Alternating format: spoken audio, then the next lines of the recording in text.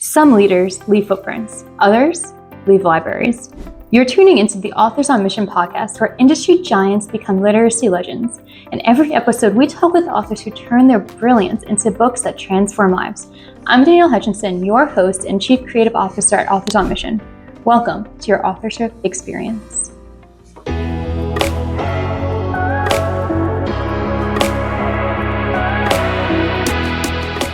Hello, everybody. What do a rapping monk, a $57.9 million product launch, and wrestling in Tulsa all have in common? They're all part of the fascinating journey of today's guest, Jason Fladlien, known as the Webinar King. Jason has sold over $250 million worth of products to more than 150,000 customers in 139 countries. And wow, that's a lot of numbers, but he's the only marketer Zoom has ever bought in to teach their user base about webinars, and he holds the record for the largest launch in internet marketing history. So we're going to dive into everything he's accomplished today and about how writing a book also has been a big part of his whole journey as well. And as you can see, he's holding it up right there. Hold it up for everyone to see. Love it. We're going to talk all about that soon. But before we do, I'm your host, Danielle Hutchinson. And on today's episode of Authors on Mission podcast, we're diving deep into Jason's journey. So here we go. Welcome, Jason. Thank you for having me, Danielle. What a great introduction. Thank you. Yeah, I always like to, hype everybody up before we get on the show, give the audience a nice introduction to who we're going to be talking with today. And I mean, I always like to learn a little bit about my people before I get them on the show. And you were a very easy person to find information about, being that you literally are the webinar king. You have just content everywhere. So I kind of dove in a little bit, learned a little bit about you. But to any of our listeners who might not know quite about your whole history and spiel, can you give us a little bit of an overview? Yeah, as you showed in earlier, I was a monk and a rapper, and not necessarily in that order. I did start rapping since I was 7 years old. I don't know why, but I always just felt compelled to perform, and I loved rhyming and writing and creating, and that was the outlet for me. I grew up in a small town in Iowa too, so it's a really weird place to explore that creatively, but I had some challenges early on in my life. I had a tough upbringing, had a depression, had anxiety. So when I became 18, I was just very lost and having so much challenge in my life, and it was tough. So I wasn't really taking anything seriously because I could barely get through the day. Through the years, though, when I came about 20, I was working with musicians off and on to try to build something in the music space. And one of them, he was like a monk, or he traveled with the monks, and he talked to me about it. And I thought, that's interesting. I'm going to research that. So I get online, start researching it, and I said, you know what, I'll try it because life is not going very good for me. So I'm desperate. Let's see what happens. And that saved my life. So I became a monk, and it changed everything for me. And then I said, I want to do something serious now that I'm focused and I feel good and I feel like the future is going to be better than the present. So I put every effort I had into the music and did not go very far with it. But here's the good news. In my struggles, one day I thought, why can't I sell anything? I better research that. And then I discovered this concept of marketing the music. And I was like, oh, cool. I didn't even realize things have to be sold. You can't just put them out there. And I'm like, God, this is really interesting. I like this marketing stuff. And then I was like, I kind of like it more than the music. So then I focused on marketing first to the music. And then I said, let me just marketing. And let me see what that could look like. So I started learning marketing techniques, applying them in small businesses first, for small amounts of money. And then I was able to finally get a breakthrough when I started writing articles for people. So they would hire me as a ghostwriter. I would charge a very small amount of money to write these articles for them. I got paid to do that. I did that for 6 months, and that was making an okay living. I was making $30-40 an hour, which was pretty good for an Iowa boy. Before that, I was painting houses for $12 an hour to survive. And I got the idea to create a product on it. I said, here's how I write articles fast. Here's how people pay me money to write articles. And here's how I can write them on a variety of topics from scratch very quickly. This is before ChatGPT. And I was able to document. So I created a little training program, sold it for $4. People liked it. And the thing that I stumbled upon, Danielle, was I didn't make it a very bloated manual with a life lesson story and a history of the article. And I didn't have a bunch of all the extra stuff around it. I said, if you want to write articles faster, is the first thing you do. So by paragraph 2, I was given instruction. And by page 6, the product was done. So people bought this product, read it in 10 minutes, applied it, immediately got a positive result. And that's very rare, especially in 2007. But even today, that's very rare that somebody could immediately have an impact in a few short minutes of buying a product. And I recognize that. So the smartest thing that I did is once I saw that, I didn't intend for that, but once I saw that, I recognized that and I repeated it over and over again for the next year. And then just along the way, started learning new things. So one of the things I said, hey, maybe if I try a webinar, maybe that will be a better way to communicate than just on the written word. And I did that. I liked it. It was okay. Got better at it, got better at it, got better at it. 16 years later, I'm considered the best in the world. So there you go. I mean, quite the journey there. I mean, I'm sure you get this kind of thing all the time, like from going from painting houses to where you are now. I mean, in your latest book, you've talked a lot about how, you make like millions of dollars in just 8 days through your webinars. And it's just like a whole, different ballpark from where you began. I mean, it's just kind of funny. It's almost like, I would compare it to like almost just like a pinball going through life. Like, okay, I'm going to do rapping, I'm going to do monks, and I'm going to come over here and I'm going to write a book. And, but it's almost like everything that you've launched yourself at, that little pinball, you kind of just succeeded at. And it really seemed to just like work for you. And it all definitely has a huge impact on every step leading to where you are today. It's very clear. And I'm sure this is a question that you get a lot, but I mean, going from rapping to a monk, which seems like two completely different things. Was that just like a huge transition for you? No, because like I kept both. Okay. So what changed for me is I wasn't taking the music serious. Most things in life, God, it's not doing remarkable things. It's doing ordinary things extraordinarily well. Yes, I like that quote a lot. Yes. Yeah, it's a Jim Rohn quote, right? It's like, success isn't doing the extraordinary, it's doing ordinary things extraordinarily well. And one of those ordinary things is consistently showing up. And, let's talk about writing a book for a second. Like a business book is 50,000 words-ish, give or take, right? And if you think about, I'm going to write a whole book, that's intimidating, nobody does it. If you think I'm going to write 50,000 words, that's intimidating, nobody does it. But if you take 50,000 and you divide it by 365, I'm going to break the calculator out here. And then you look at that and you say, okay, that's 136 words a day. That's nothing. That's been a paragraph. That's nothing. Right now, I mean, it doesn't tell the whole story because the editing is longer than the writing, but you don't have to know all that up front. All you have to know, if I can consistently output 136 words, I'll have the first draft of my book done in a year. If I want to do it in a half a year, then double that count, 200 and some words. And then you just got to show up. It seems easy, by the way. It ain't. Like consistently showing up every single day and putting 136 words on a piece of paper, most people can't do that. That's an ordinary thing. You just have to do that extraordinarily well by showing up repeatedly. So in music, I wasn't showing up repeatedly. I'd work on a track for a little bit or work on a lyric for a little bit, then I'd put it aside and then I wouldn't touch it for a week. Like we would pursue opportunity, but only half-heartedly. And that's the difference because I wasn't in tune mentally in a healthy position. So then I couldn't show up and give the most of myself. I could only give this much of myself. And so becoming a monk was allowing me, and I didn't go to like join a monastery or go to an ashram or anything like that. I kind of did it on my own, but I studied the scripture and I chanted. I was a Hare Krishna, so I would chant the mantra 2 hours a day.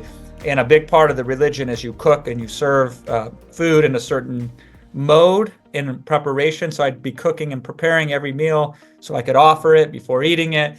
And that's very meditative. So I was meditating 4 or 5 hours a day. And then I was doing the music for most of the other time. And then I'd read scripture for 2 hours a day. And that was most of my life as I produced the music. So I would work on the music 7, 8, 9, 10 hours a day. And then I would chant and pray and read and perform scripture with the rest of it. And if it wasn't music or if it wasn't spirituality, there really wasn't much else to my life at that point in time. But I went from having 3 or 4 panic attacks a day to having 0. I went from being able to, every time stepping out and leaving the house was scary for me, to being wanting to go all over the place and spread my music. And, so that was how those two actually connected together. That's how they really worked out well. It's just that music wasn't what I was supposed to do. And that's okay. I gave everything I had to it, and it led me to where I am now. So I needed that as an essential part of becoming who I was. But that just wasn't my calling, but I had to pursue it fully to understand that. And then it put me in a position to then get into business, which I never thought I would be in at Millionaires. I was a very creative type. Like, there's a reason why they call it the music business, because people that are in the music, they're just very creative and they're artistic and they don't think from a business perspective. So you need then the business people to come in. You mix the two together. So I started in the art side and then I ended up on the business side. I feel like there's so much to unpack there. So I'm going to have to rewind you for just a little bit there. So much. Yes. I wanted to go back to what you were saying in the beginning about, ultimately you were getting at the point of consistency. You wanted to write your book 100 or so words a day, making it just the same way, making music a big part of your life was also consistent. I think that's just something really important to think about, because a lot of our listeners here at Authors on Mission podcast are people who have ideas just like yours. They want to make it into something they can share with others. They have trouble doing so, because they can't find the time to do it, or they have trouble keeping it consistent. Yeah. Now I'm wondering, is that how you wrote your book then? Did you make yourself write 100 or so words every day? Did you hold up to your own advice there? Kind of, right? But I did it a little bit differently. So I had been doing webinars for years, but I never really taught webinars. It was a thing I did. It wasn't a thing that I sold others on how to do. I would use it myself. So I would dig the gold instead of sell the shovel. But a lot of people were asking me to create a training on it. So the way that I did it, this is a little marketing psychology for everybody listening. It's crazy how effective this is, because it's so simple, but it's so effective. If you can get a group of people over here to pay a large amount of money for the IP, your information, your whatever, and then you can take that same IP and put it in a different medium and charge a lot less for it, people will love to buy it, because they say, look at these people over here. They paid $5,000 for what is essentially what I could pay $10 for, right? It's the greatest magic trick in the world. Now, how do you do it so both audiences are happy? Well, this is how I did it. I said, finally, I'm going to teach this webinar stuff. The demand for it is high. I'm going to do it in person. It's going to be $5,000 a seat. There's 73 seats. And so if you want to be one of these people that pay for speed to learn it in person, you can get it. Or 6 months later, when I take that product and turn it into a book, you can buy the book, your choice. Now, to a successful person, 6 months of waiting is more costly than paying $5,000, because if they could implement the strategies in their business immediately, the opportunity cost is too high for them. So I had 73 people do that. That forced me to create the material, which I taught in person at a workshop. But then once I had the material done, I went back and derived from that material what became the book. I actually did something else too. I created the recordings of it and sold those for $1,500. And then from the recordings, same material, right? Live or recorded, it's exactly the same. Then I wrote the book from that. And that was the journey, and that was the process. Now, it was easy for me because all the information was inside me. I didn't have to do any research. A lot of this stuff was techniques that I invented myself. So it was reporting what I already knew, which gives me an advantage over most authors, but it's also a disadvantage because I got in my own way. So I got the book like 85% done, and then I got stuck. So my friend Tucker Max, I don't know if you know who that is, but Tucker has sold maybe 5 million books, maybe more, 10 million books. And then he created a company, and they published David Goggins' book that sold a bajillion copies, and a couple other really big selling books. So Tucker's like the pro at it. And I was talking with him one day about how I was stuck, and then he kind of gave me a talking to. He was like, "This is stupid. You're making it too complicated. Why are you making it this hard? Go and do it." And so I got 80% of the way done, and then I was about ready to quit. And then he gave me the tune-up that I needed. So I rushed through and I finished the rest of it, because I got in the trap a lot of authors get into, where, perfect is the enemy of done. And it turns out that it didn't matter from my end, because when I wrote the book and got it done, it had so much impact on the audiences that it ended up reaching, that it was so silly for me to be obsessive over it when it was good enough the way it was. But you try to make it too good, there's always rewrites. You could always rewrite it later. So I blitzed out the first 80% in like 25 days, just knocked it out because it was all derivative material. And then I got stuck on that last little bit. So what did you do to come? I mean, aside from, talking to Tucker, I mean, was that kind of like the key point? Yeah, that was all I needed. Yeah, that's all you needed, reaching out to finished it somebody and getting that little 2 weeks. motivation. Yeah, finished it off in 2 weeks. Now, we worked with his company too, so they helped with the editing and putting it together and laying it out. We paid them for that, and that was worthwhile to pay for. But I got in my own way, which I think is very common for most people. When you're really good at something, then it's hard to do because you want it to be perfect. If you're not good at doing it yet, then it's hard to do because it requires so much consciousness. You have to think about everything that you're going to say and do. And either way, it's hard though. So like, pick the hard that you want to accomplish. But you know what's harder is I watched my dad for 30 years talk about wanting to write a book, and he never did. Mm-hmm. And so he never wrote a book. That's even harder. So which hard do you want? That's kind of the attitude that I picked. And I had an author, Danielle, that said to me, he goes, you want to write one good book, first write 3 bad books. Because he's like, you probably don't write a good book until you write 3 books. So you got to get the books out of your system to get there. I got lucky because this book was pretty well received and it's done very well for itself over the last 7 years. But nonetheless, God, you write the book for you. And then if other people like it, that's a bonus.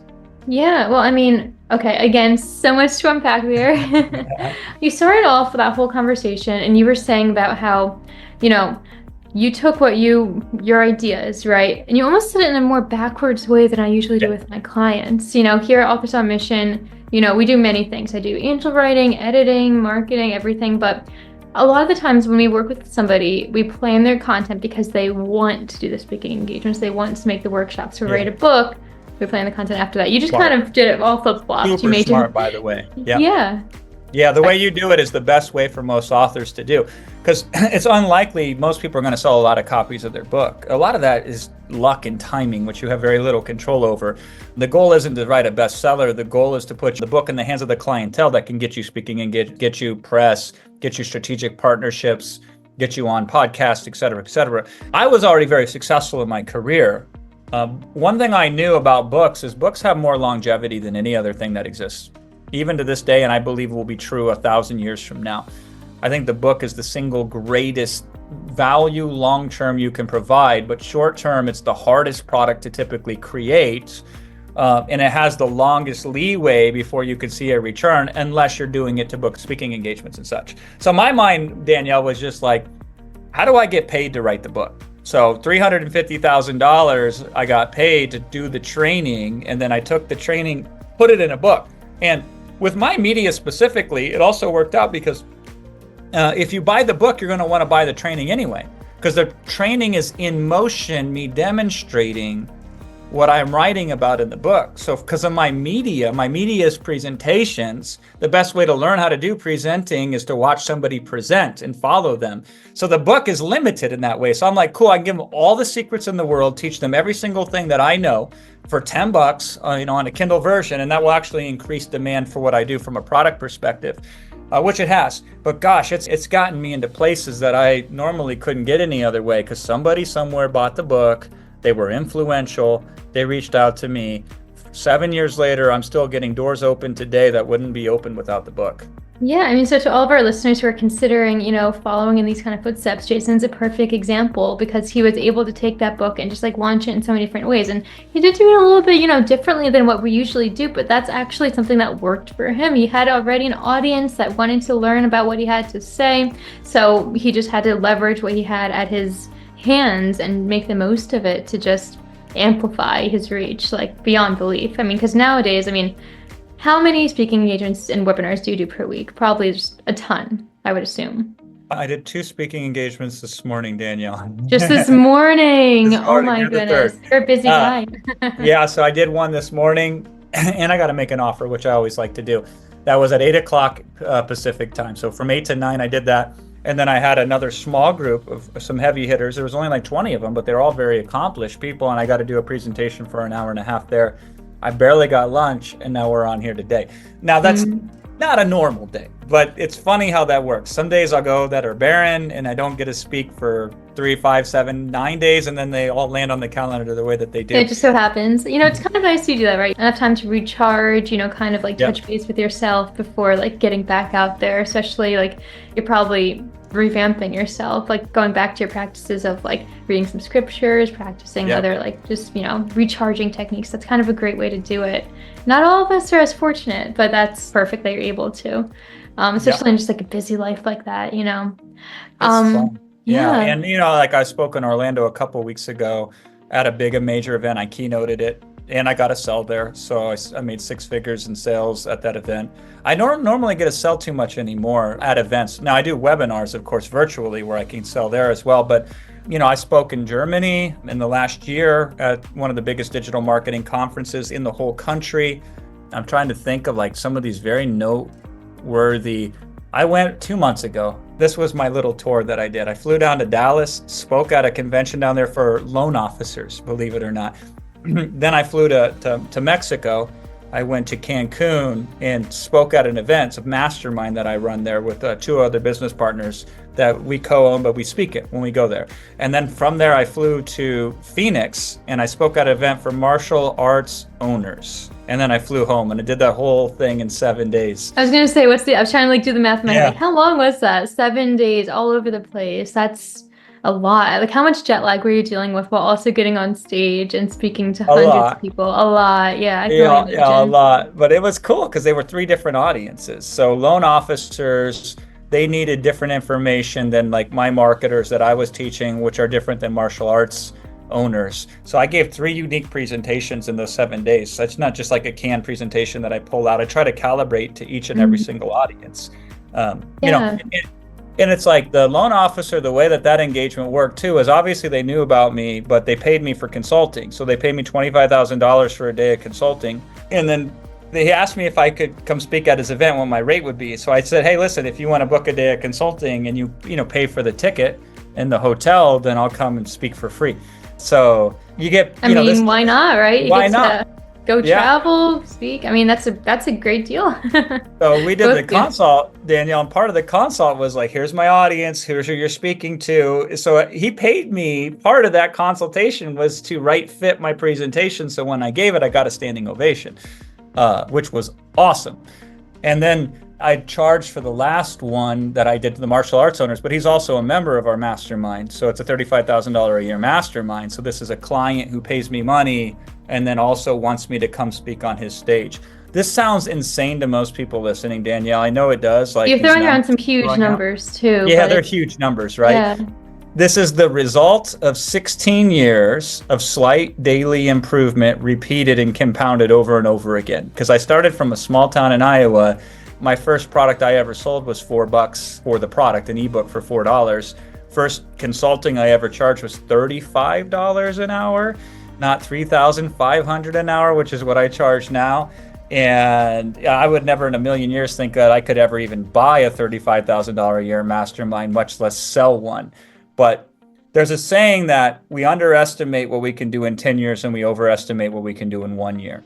And real success mostly comes to making compounding improvements over time. Because once I learned how to communicate in one modality, like just writing in a way of clarity, like writing how to, then it's like, okay, now what can I add to that? Well, I could learn how to speak it instead of just write it. And now that I can speak it and write it, what else can I do? Okay, now I need to know how to sell it. Once I learn how to sell it, what else can I do? So you take these separate skills that are valuable on your own and you master them, and then you learn new and unique ways to pair them together. And then it's just amazing how far that this can take you. And again, 16 years. This isn't something that I learned last week, last month, last year. Danielle, I was doing this stuff when people had no idea what a podcast even was. I was doing this stuff when Kindle first opened up its marketplace to publish products on it. Like, I'm kind of coming at the perfect timing too, in a way. Yep. Yeah. Perfect timing. Yeah, and I didn't take advantage of it. Like, I waited till 2017 to write a book that I should have wrote in 2009.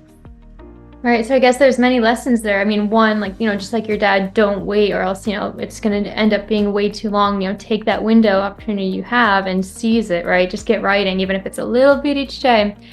And I think that's also the whole point about making small little improvements every day to yourself as just like a person, whether it be, whatever venture you're taking.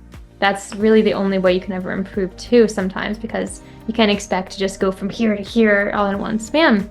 I mean, a lot of people maybe have that on their radar wanting to get there. Little smart steps is all you have to do. True. Yeah. I watched one of your videos, actually. In your latest talks, it was titled, What I Did at 10 Was Harder Than Making $10 million Today. And it's really funny because, you just kind of sometimes bring up like topics that almost seem random, but like are just like unbelievable. So one thing you mentioned, and to all of our listeners who haven't seen it, you were trying to stand on your head to make weight at 10, and you did this whole story about it. Tell the listeners a little bit more about that, because to me, I was like, yeah. Oh, all right. Like, I was not expecting this story. So tell us a little bit about that and how that was harder than making $10 million. Yeah, that was the martial arts speech, by the way. So the third leg of that tour. That was the one you were just talking. Oh, yep. Okay. So it all connects. I threw the script out the window and I said, what do you guys need help with the most? And I'll be of service to you. And somebody says, hey, listen, Jason, so many people come in to join martial arts school and then they don't join. So this, in the business parlance, this would be leads that didn't convert. So improve our conversion rate. And I said, cool, I'll do it by teaching you guys how to close better. So when somebody comes in and should sign up, but doesn't, I'm going to help you get more of those that should sign up. And that's what I spoke upon. And I was taking the answers from the audience. I was like, give me a challenge you have. And then I was answering it right on the fly. Very fun stuff. But this is how I set that up. So I set that up, first of all, by telling him a wrestling story, because wrestling's kind of like martial arts, and I was a wrestler growing up. And the only vacation I ever went on in my life until I was 25 was my dad says, hey, we're going to go to Tulsa, Oklahoma, wrestle in the national tournament. And I'm 10, and I have to cut weight at 10 years old. Don't recommend it in order to, wrestle. And I wrestled two styles. I wrestled Greco and I wrestled freestyle. So Greco was first. I was done with that tournament. I got 6th in the nation, so that was really good, but I was beat up, I was hurt, I was in pain, and I was overweight. And it was about half an hour before the weigh-ins were over with, and if I don't make weight, I'm disqualified. And my dad tells me, he goes, hey, I heard if you stand on your head, you will lose like 1/10 of a pound temporarily.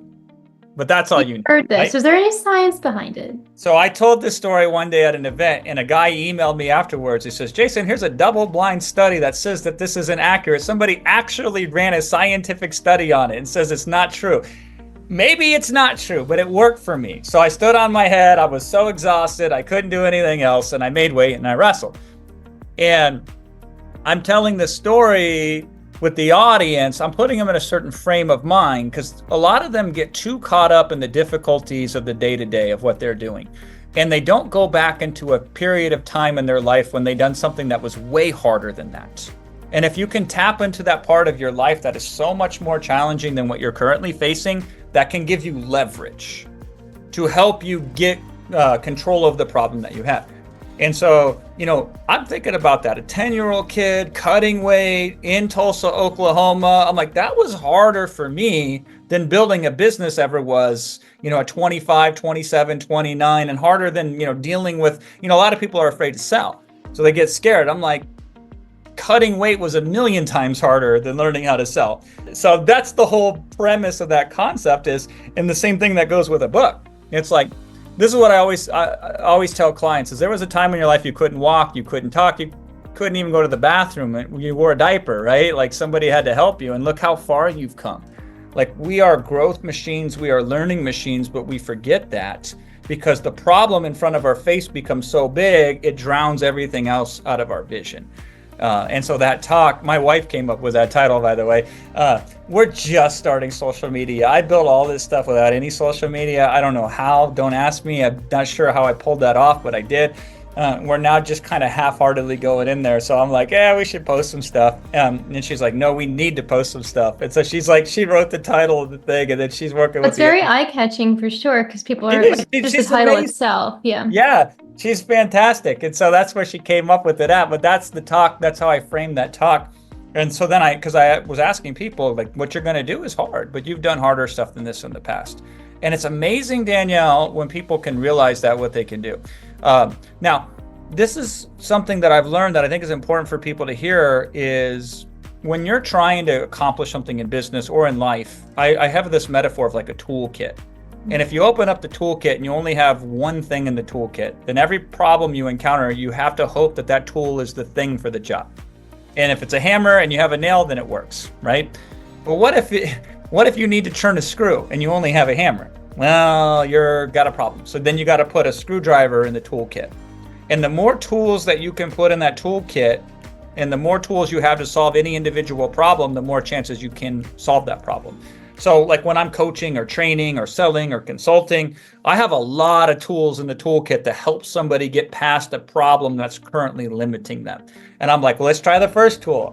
Put that in there. Okay, that didn't work. Let's try the second tool. We'll put that in there. That one didn't work. We'll try the third one. So one of the tools in the toolkit is to take somebody back in time to when they did something much harder than what they're currently trying to do, and then have them look at it from that perspective. And now all of a sudden it changed the emotional state around it, and then they feel like they can do it. Now that doesn't work for everybody all the time because nothing does that. So then they're like, okay, if that tool doesn't work, then pull out the next tool and we'll put that in place as well. And so a story is another great tool, because if I tell a story about me struggling and they can see themselves in me, then it changes their perspective from I can only see my problem from myself to I can see my problem from you, through you, in you, and that also can give leverage.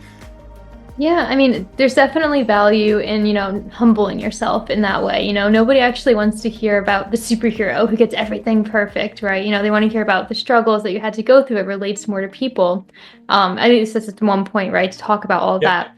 But, going back to the toolkit of everything, that's also something I'm noticing about your whole methodology. Because, you keep talking about how you have one message. It's short, it's quick, but you're able to kind of pull from it in many ways and make it relatable to whatever a certain person is struggling with and needs. And you call it your toolkit, but it could be leveraged in many ways because and that's a thing that I think a lot of our listeners maybe need to hear about, because they have a lot of different ideas that span many different places, but what you need to do is reel it and make it simple and quick. I mean, that's how you made your first success, is by just a quick message, getting the content across. Sometimes it's all you need rather than harping on the facts and elaborating. It's what people want to hear.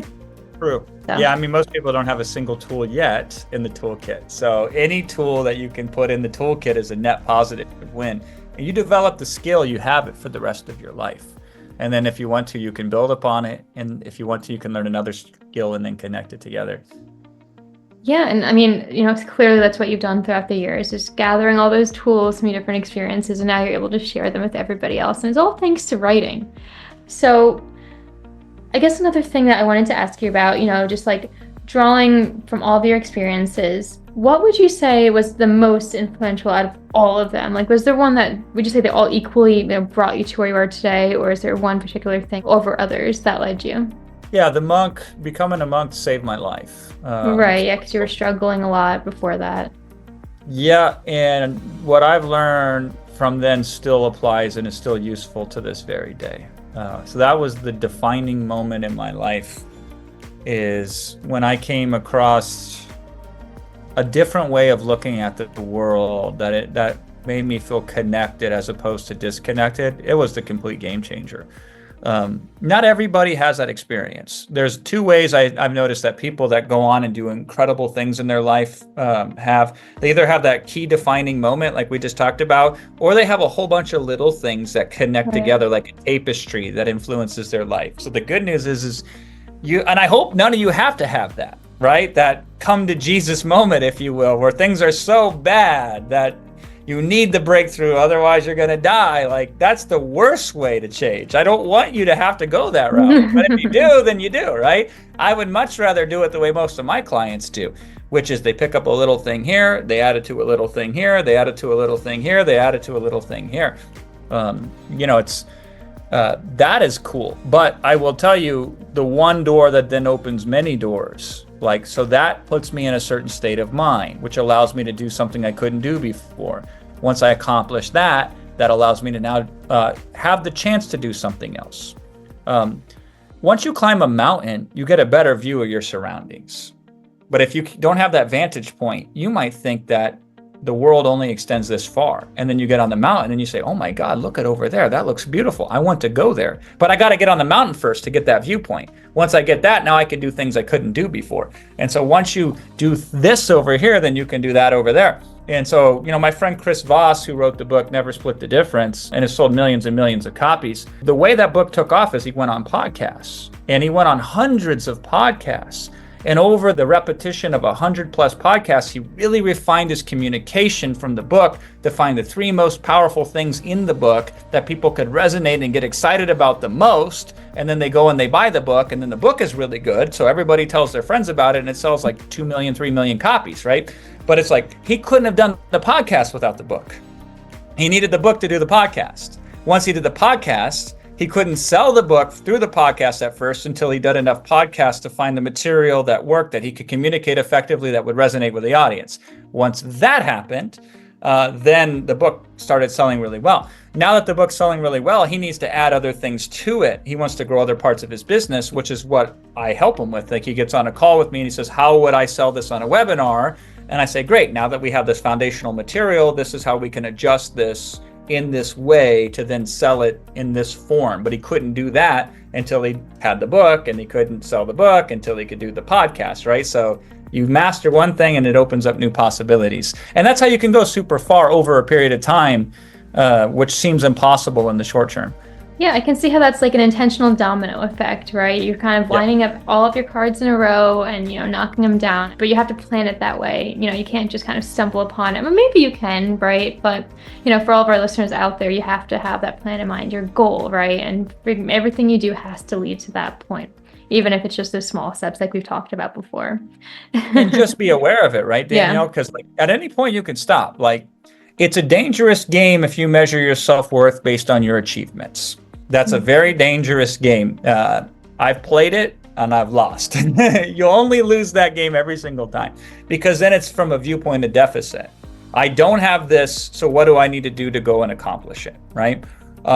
It's tough. You want to be careful about that. Now, obviously, you need to provide, you need to do something as part of who you are as a human being. So if you accomplish it, if you write the book and that feels good enough for you, and you're like, that's done and it's fulfilling to me, great. You don't have to go out there even sell the damn thing at that point, right? Maybe that's what you need, and that's all you need to do. But now you have the option to go out there and sell it. And there's 1,000 ways you can sell it, and you don't have to do all 1,000, but maybe there's one way today that gets you really excited about it. Good. Now you can go at it. And then if you nail it and it works good for you, and it's to the point where it's unconscious and automated, and you don't have to study it anymore, you don't have to practice, you can just show up, and you want to go further, you want to add to that, you certainly can, but you could stop at any point in time, because your self-worth is based upon the emotional states you feel, and really you being in the best you that you can be, most of you that is showing up. And so it just gives you options, and that's really what's exciting about it. Now, so you can be very mindful of that, and you can say, okay, if I work backwards, if I want to get to the end point here, here's the thing in front of it, how do I get to that? Well, put this thing in front of it, how do I get that? Put that thing in front of it, and work it all the way back until the first step that you have to take. That's smart strategically. But you can also say, let me go on an adventure and let me see what I uncover. And then when you uncover it, now that I know this thing, what other adventure can I go on? You can also do it that way too, which is exciting. But at any point in time, I find the value, the happiness, if you will, in the activity itself, not in what it can get me at the end of the day, which is ironic because that typically will get you more at the end of the day. But it's like, how can I be the most me and put the most of it into the activity that I have right now? So if I'm going to communicate something of value to somebody else, how present can I be to communicate that? And that's fun, because then you're like, okay, cool, I did it this way. How could I do it the next time? And then you pick up something else that's new and something else that's new.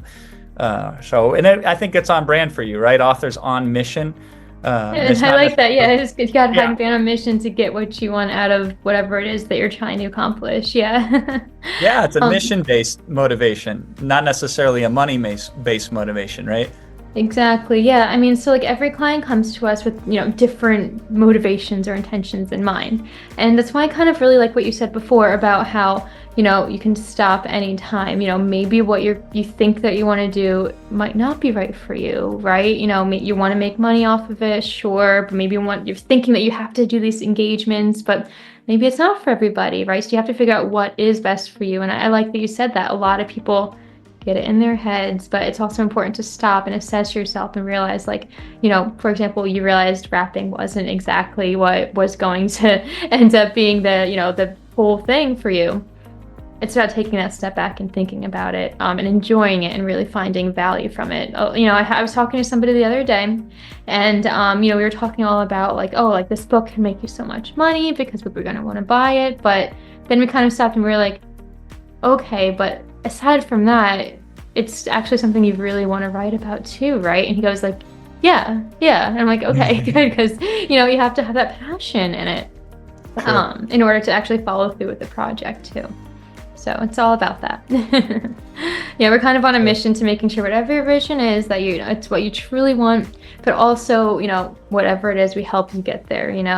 Everything we do is kind of tailored to what your vision is in mind, whether it be making speaking engagements, or if you even just want to make a book to provide a legacy for your family or a business, yeah, or whatever intention it is, we're able to design it in a way that will meet those goals. So yeah, that's great. It's definitely what sort of along the ballpark of what you were saying too. So I mean, you've done so much, right? So I'm wondering, what's next for you? You've written books, you're speaking everywhere, you have these webinars. What's next on the horizon? More than ever. It's amazing. I really am focused on, I've done a lot myself. I want to empower others to train on the material that I've developed, creating a coaching program. So 2024 was me working through material that I could have somebody else teach and have nearly the same amount of effectiveness. And it took me a year. I'm almost there. I'm not even quite there yet. So next year, I want to take kind of the stuff that I've developed over the years and refined, and how do I then put it in somebody else's hands so they can train it and teach it? Because I have too much demand. I have more clients than I can handle that want to come and have me personally help them with their webinars, whether it's consulting or whether it's writing it, whether it's partnering with them, delivering it, et cetera, et cetera. So now it's time to scale finally and develop those. So that's part of what I'm doing. That's one of my goals for 2025 is to develop that. My mission on that one, Danielle, is how do I take a 5 out of 10 coach, an average coach, and have them give an 8 out of 10 result to a client?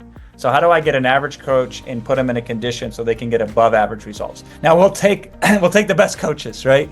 But I want to be able to take average coaches and get above average results, and then develop them into great coaches along the way.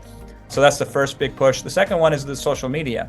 I have not prioritized it because my own personal feelings around it, where I'm like, this is not good. Like, going on social media to me seems like a really good way to make yourself miserable.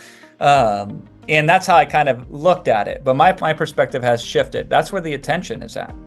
So if you can be the good amongst a lot of negative and a lot of animosity, and you're at least available to be an alternative to that, and you can do that in a way where you don't get sucked in and immersed in it yourself, why wouldn't you? And so that was kind of my epiphany at the end of last year, was let me have more of a presence. And damn, is that hard. Social media is a very challenging, very tough game. And so we're making progress there. I haven't prioritized that as much as I should, but I'm now starting to get the understanding and having the experiences. Here's the value of failure. I love the value of failure because it makes you refine your understanding. We tried this and it didn't work. What do we now know that we didn't know before? Now let's try it again. So when I'm thinking through it now, I have a refinement of a refinement of a refinement of a refinement. And so we're continuing to make progress in those areas. It's like planting a seed and then expecting a tree to grow. It takes a while, right? So that's the other big mission. And then I am going to write my next book because it'll be 8 years in 2025. So the book I'm going to write this year in 2025, Danielle, is going to attempt to be a mass market book. So one of my clients bought a program of mine, and then he created a book called $100 Million Offers. His name is Alex Hormozi, and that book has sold over 1 million copies. And I'm the most quoted person in that book.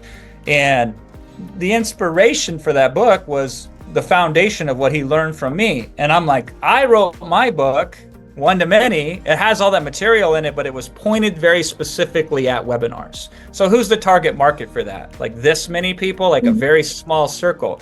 Now we're branding the audience out more, right? Alex made it accessible to the masses. And, I sold tens of thousands of copies, and he sold 1 million plus copies. That can be the difference there. So how do I write a business book that can be a mass appeal book, which I understand is very risky because there's a lot of ways you can miss on that. But maybe if I hit it right, why not try it? So I have a book that I'm going to be writing next year that's going to really focus on anybody who's in business from beginner to pro. How can I give them a book that would immediately be of value to them and have impact on them? Whereas One to Many was a manual. It was a step-by-step process of how to start at the beginning and end up with a webinar. Like if you read the reviews on Amazon, like everybody's like, this made me so much money, this changed my life, oh my God, this was the greatest deal, this is the greatest thing I've ever bought, et cetera, et cetera, et cetera, greatest book I've ever read, but only if you are in the market of webinars. So it only has 300 and some odd reviews to it. So now I want to try to write the mainstream book. Those are the 3 major things that we're looking at in 2025. The book I'm very excited about.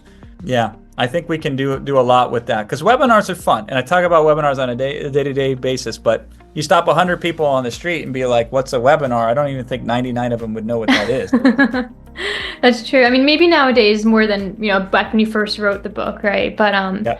no, I get that. And, I always encourage clients. I mean, you might have, a target audience, a specific niche for your book, but it's always important to have some elements out there in the book that anyone can pick it up and find meaning out of it. I mean, just for example, the stories that you told me today, a lot of people can relate to, Yep. and, I'm sure you have many lessons. Have you considered about, exactly how you're going to go about creating this book? Are you working on it with the team? Are you going to do it on your own? What do you have in mind? I'm probably going to do this one on my own, I think, at the original state, and then work with the team to finalize it.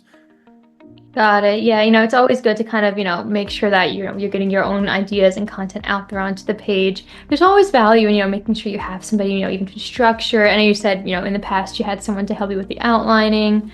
Yeah. But yeah, I mean, that's kind of what we do here in Authors on Mission. Once you have that content on the page, you're ready for the next step. I'm more than happy to, take a look at it. We do a range of services here. So, making sure that it reaches that wide audience is sort of our niche. We have some amazing people on the team who know exactly how to make that happen. So that would be always awesome. something to keep in mind. Yeah. Yeah, I mean, my goal, Danielle, is I want a book that if you read it, you could tell your friend and your friend would want to buy it. So we saw that at a small level with webinars. Webinar guys would tell other webinar guys. And that was great from a lead gen perspective. But if you only maybe if you're doing webinars, a couple people that do it. I want a kid who's 22 years old, who's just starting business to buy the book and then tell his friends who aren't even in business, this book was incredible, you should go buy it. And that's how you can sell hundreds of thousands, if not millions of copies. What's great about books, billionaires read books just as much as anybody reads a book. So when you sell enough copies of a book and it's the right book, it will reach everybody in the market from the beginner to the super advanced person all simultaneously. That's the best feature of a book, is the net that it casts is the widest net possible. And then you can service any of those market segments however you wish. So that's my goal. So that's what I'm writing to, is how do I write a book that's so good people can share it, and then how do I make it so accessible that they can share it with the most amount of people? That's me sharpening the axe. So the saying goes, if I had 8 hours to chop down a tree, I'd spend 6 sharpening the axe. I'm sharpening the axe right now, so when I write the book, the writing part will be the easiest part because the thinking and the positioning and everything else has been worked out. But I'm super excited about it. I've been doing visualization, seeing the book already done, seeing it being distributed, seeing it sell well, seeing people lives have changed about it. That's a little technique for anybody here. If you struggle with anything, if you do visualization of it already being done and run it through from there, your body doesn't know the difference, whether you do it and it's done or whether you imagine it being done. Physiologically, it's the same response. And so one of the easiest ways to make movement is to do visualization. So I'm already in my mind seeing it sell, seeing it being on the Amazon charts, seeing people have it, seeing people share it, seeing people talk about it, overhearing conversations of people talking about the insights from it, looking at the review numbers climbing up, feeling the book in my hands as I hold it and sign copies for other people. If the realer it is in your mind, the realer it will be in reality. So that's where I'm at with it right now. I'm really excited about it.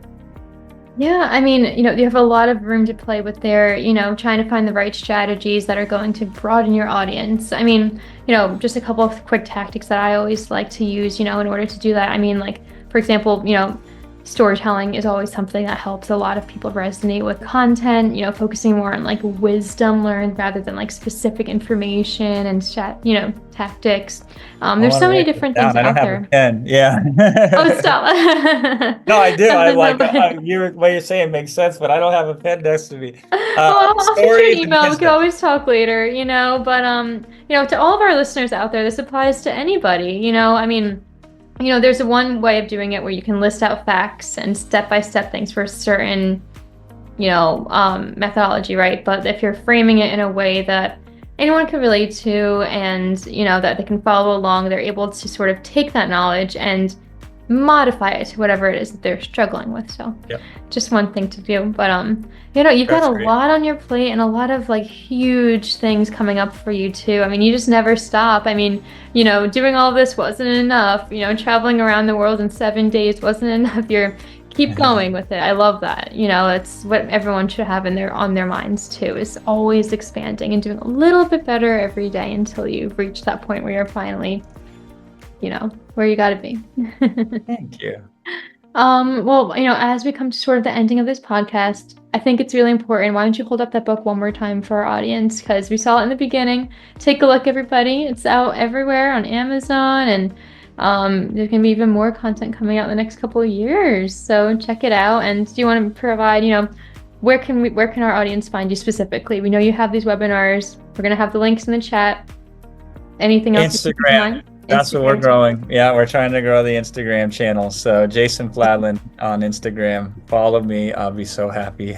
All right. Well, you heard it from him. Check it out and give him a follow. Check out the webinars as well, because he has a lot of experiences that we can all learn from, whatever avenue that we're pursuing, whether it's writing, whether it's anything. So I think that wraps up our conversation today. I love how you shared all of your successes, and it's not just about the tactics, but truly understanding and caring for your audience and caring for what you're doing too is definitely something that we've come to learn from this conversation. So to all of our listeners who want to connect with him, make sure you reach out on social media, find his website. And, Jason, thank you so much for being a part of our podcast, another episode of Authors on Mission. And to all of our audience, if this conversation sparked your author journey, remember, your knowledge deserves to be shared. I'm Danielle Hutchinson, and until next time, keep writing, keep leading, and keep inspiring. And again, Jason, thank you so much. It's my pleasure. All right, and everyone have an amazing night. As we close another inspiring episode, remember, every best-selling author was once just a person with a story to tell. I'm Danielle Hutchinson, inviting you to write the next chapter of your success story at authorsonmission.com. Your audience is waiting, your wisdom is ready, and your book is next.